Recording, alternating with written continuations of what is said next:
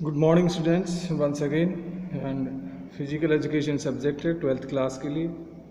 Unit 9 को हम cover कर रहे हैं। आप देख सकते हैं यहाँ वीडियो में आपकी यूनिट 9 है एंड यूनिट 9 का जो नाम है दैट इज़ स्पोर्ट्स मेडिसिन। काफ़ी कुछ कवर कर चुके हैं हम अभी तक। आज आगे हम पढ़ते हैं।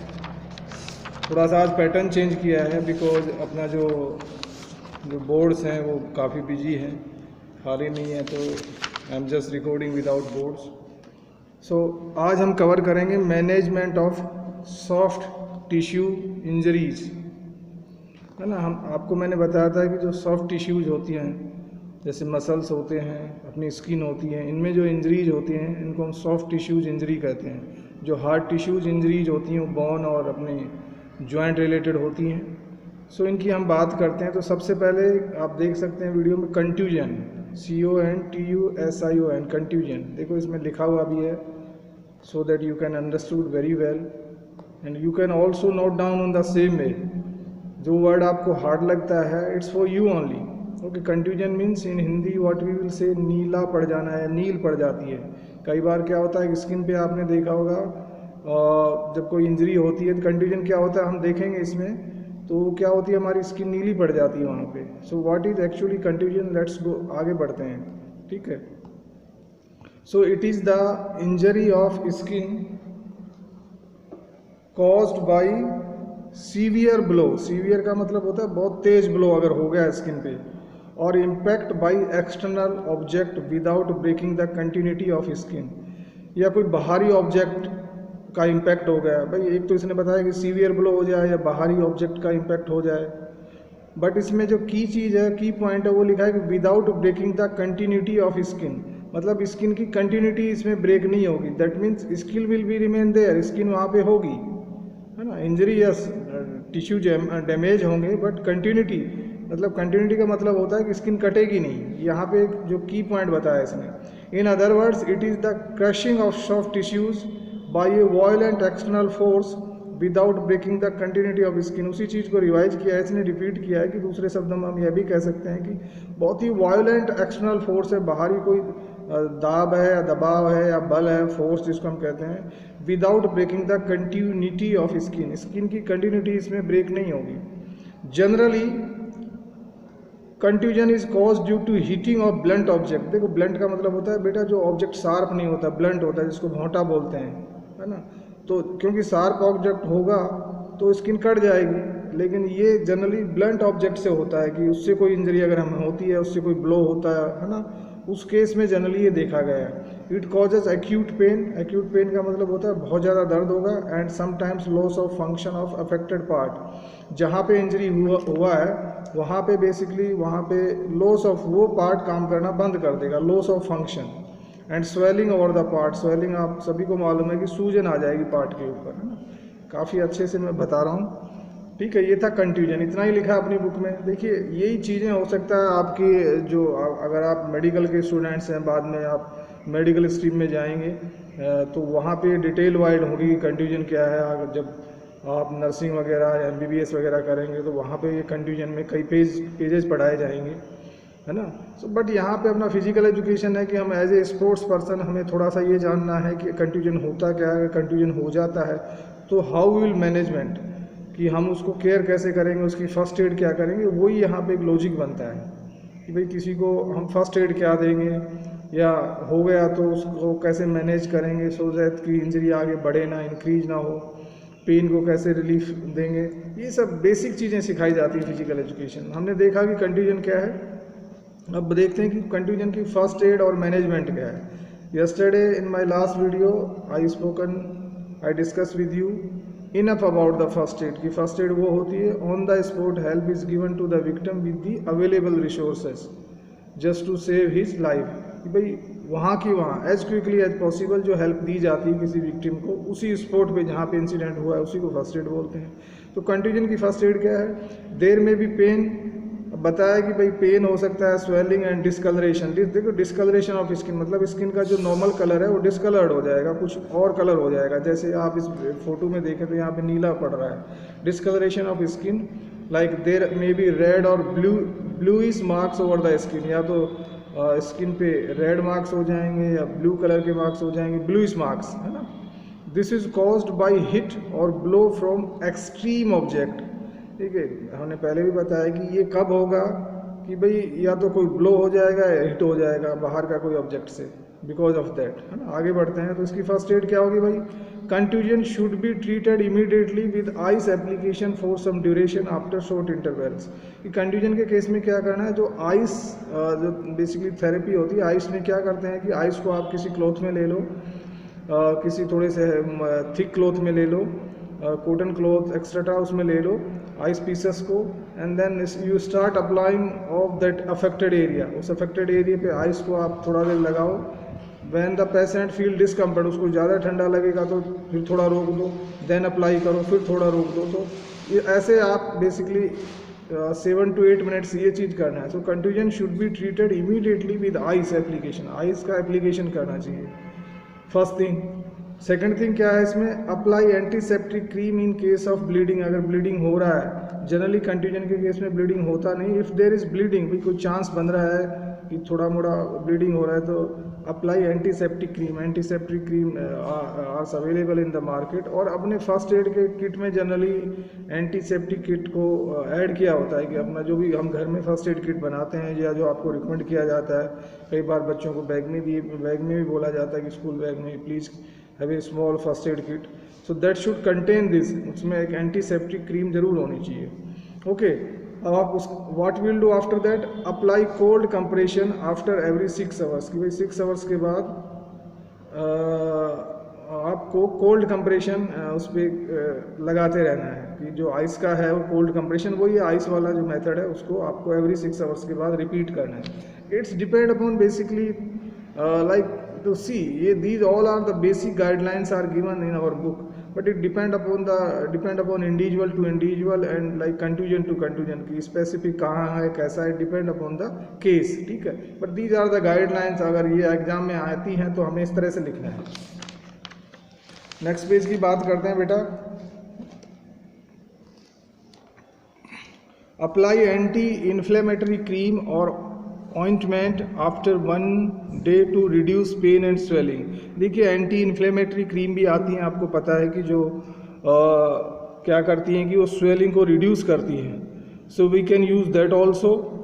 देन उसके बाद ये है कि after 2 days massage should be done over the affected part to reduce swelling. उसके बाद इन्होंने बोला है कि 2 दिन के बाद मसाज करनी है जो पार्ट अफेक्टेड है, जहाँ पे ऐसा हुआ है, जहाँ पे चोट लगी है। तो ये था इसमें फर्स्ट एड। सो बेसिकली इसमें 2 चीज़ें हैं, ये तो आपको एग्जाम में तो you have to write in the same way, जैसे बुक में लिखा हुआ है कि भाई ठीक है you can write in your own language, वो कोई मैटर नहीं। Second thing, there are few things you should save in your memory, कि अगर किसी को ऐसा हो जाता है इन योर विजिनिटी या समटाइम्स किसी के इंडिविजुअल के साथ हो सकता है, कि ये बेसिक चीज़ें उसको अप्लाई करनी in the case of contusion. और कंट्यूजन होता क्या है मैंने आपको बता दिया है। अब बात करते हैं अब्रेशन की, ABRASION। अब्रेशन को हिंदी में बोलते हैं घर्षण, है ना। तो अगर अब्रेशन कैसे होते हैं, जनरली अपने जितने जॉइंट्स होते हैं वहाँ पे होते हैं। अब्रेशन क्या होता है, let us go through the books. Abrasion is injury on the surface of the skin, ये भी सॉफ्ट टिश्यू की इंजरीज है, स्किन के सरफेस पे होती है। In this injury skin is scraped और रब्ड बाय फ्रिक्शन। इसमें क्या होता है कि जैसे किसी सरफेस पे हम फॉल हो जाते हैं, गिर जाते हैं, और उसके बाद थोड़ा सा ड्रैग भी होते हैं। जब भी हम सरफेस पे हिट होते हैं, बेसिकली हम कोशिश करते हैं कि भाई अपने हाथ को पहले डालते हैं, अपनी पाम्स को यूज करते हैं, अपनी एल्बोज को जनरली हमारी पहले हिट होती हैं, या नीज पहले। तो यही पार्ट है जो बॉडी के पहले हिट होते हैं सरफेस पे, है ना। आदमी कोशिश करता है अपने आप को बचाने के लिए, या तो वो हैंड्स का यूज़ करता है, अपना नी का यूज़ करता है, कि these are the only parts normally ये पहले बेसिकली जो फिजिकल टच में आते हैं ग्राउंड के में। तो वहीं पे क्या होता है कि इसमें अब्रेशन में क्या होता है कि स्किन इज स्क्रैप्ड और रब्ड, बेसिकली ऐसे एक रगड़ लग जाता है, ऐसे जैसे ना एक फ्रिक्शन जैसा हो जाता है, फ्रिक्शन के कारण जो चमड़ी है वो स्क्रैप्ड ऑफ हो जाती है, निकल जाती है। इट कॉजेज सीवियर पेन, इसमें भी सीवियर पेन होगा, एंड समटाइम्स ब्लीडिंग और अफेक्टेड पार्ट, कभी कभी इसमें जो जहाँ पे ऐसा हुआ है ब्लीडिंग भी हो जाएगा। आप इस वीडियो में देखिए किस तरह इसको ऑपरेशन हुआ है। देखिए ये स्क्रैप्ड ऑफ हो गई है, स्किन निकल गई है। It exposes the blood vessels, कि इसमें जो ब्लड वेसल्स हैं वो एक्सपोज होने लगती है, दिखने लगती है। And the superficial layer of skin is scraped of, जो स्किन की जो सुपरफिशियल लेयर होती है, जो ऊपर वाली लेयर है, वो निकल जाएगी इसमें।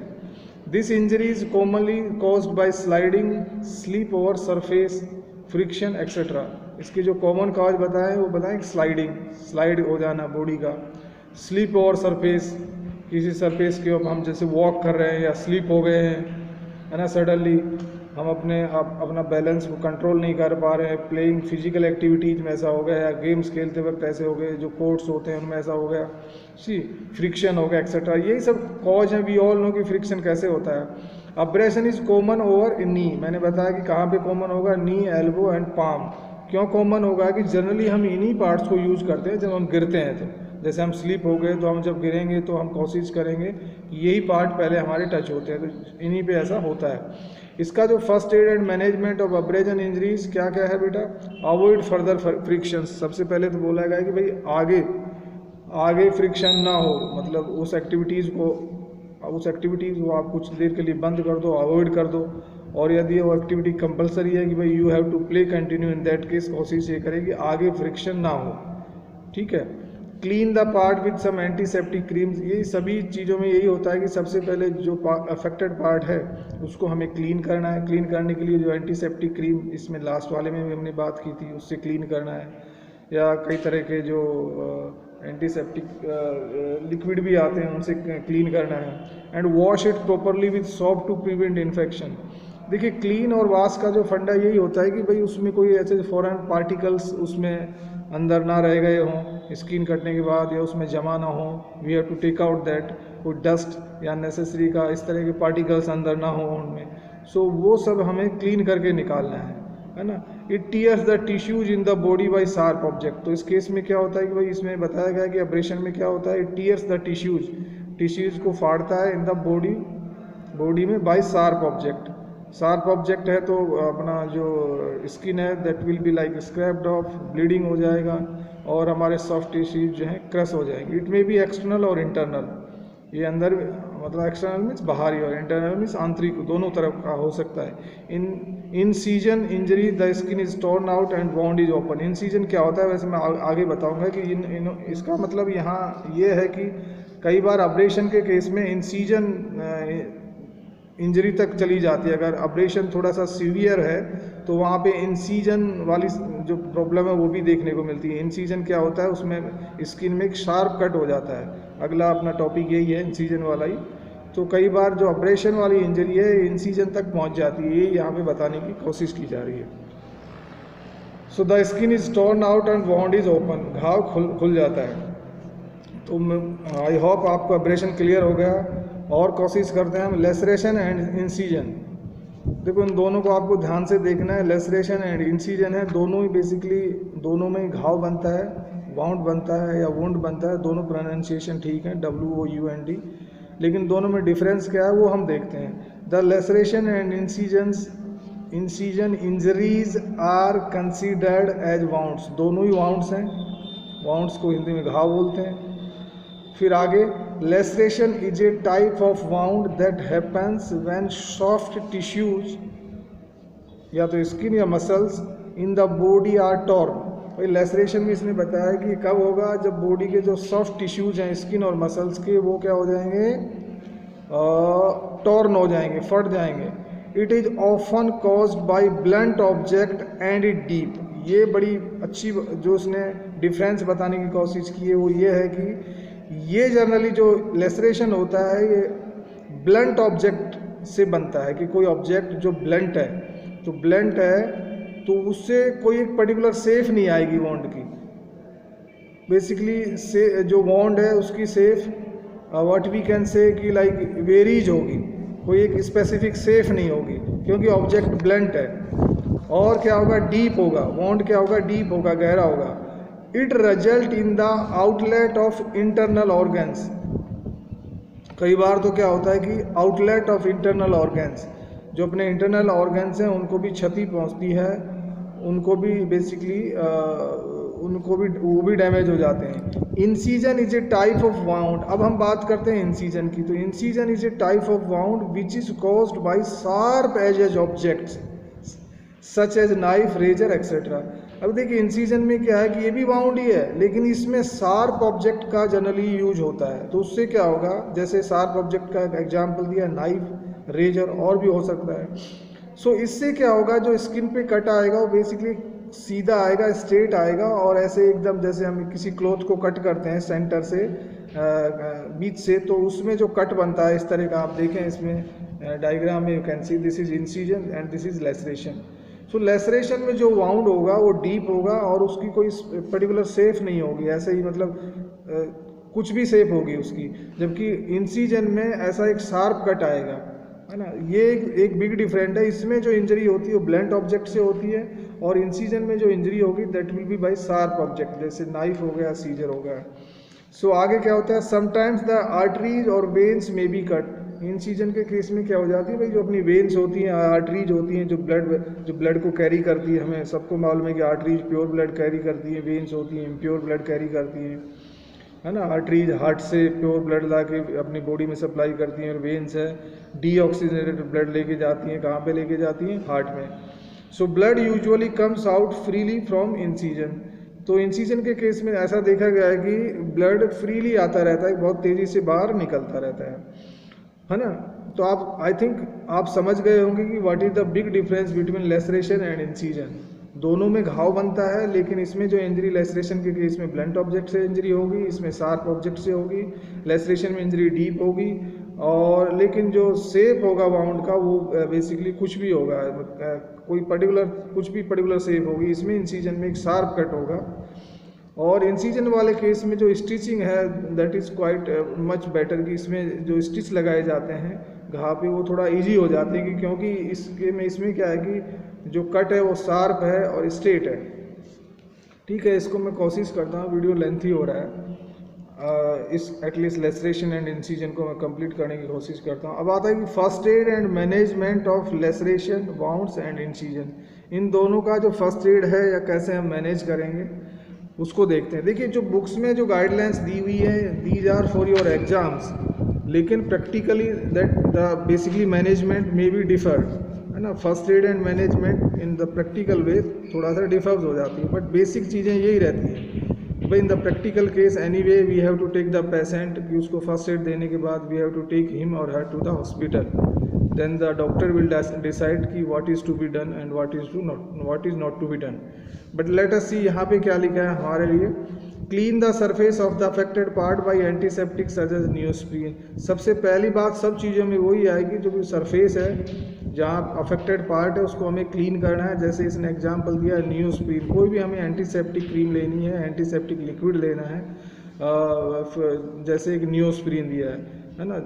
और क्लीन का मतलब ये होता है कि बेसिकली हमें थोड़ा सा ठीक से देखना है कि कोई भी, जैसे कोई मान लो जो जिससे उसको हर्ट हुआ, इंजरी हुई, उसका ही कोई पार्ट या कोई छोटा पीस अंदर हो, बॉडी के अंदर वाउंड में हो।